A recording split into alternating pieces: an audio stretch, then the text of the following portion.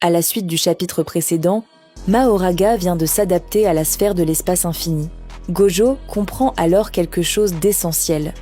Sukuna n'a pas fait subir lui-même le processus d'adaptation à Mahoraga.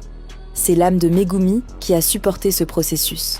Sukuna explique qu'il a volontairement utilisé cette stratégie pendant leurs précédents affrontements. Pendant que son territoire et celui de Gojo s'annulaient, il continuait à faire subir à Megumi le processus d'adaptation de Mahoraga. C'est également pour cette raison que Sukuna n'a pratiquement utilisé aucun autre sort pendant ces affrontements. Gojo comprend alors le plan de Sukuna.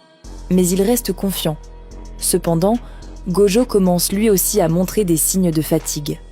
Sukuna remarque qu'il utilise encore son sort d'inversion pour recharger sa technique innée. Mais cette méthode a un prix énorme. Gojo a déjà endommagé son propre cerveau à plusieurs reprises pour pouvoir réutiliser sa technique.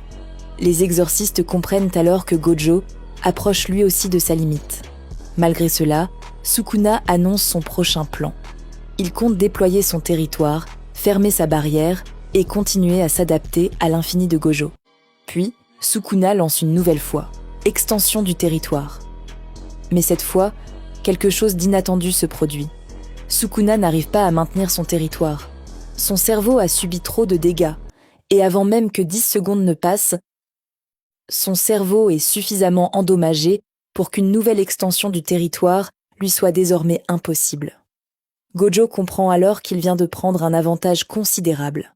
Et malgré son propre état, il sourit. Ses élèves sont en train de regarder le combat. Alors Gojo se dit qu'il doit y rester digne jusqu'au bout. Le deuxième round est terminé, mais aucun des deux monstres n'est encore prêt à abandonner.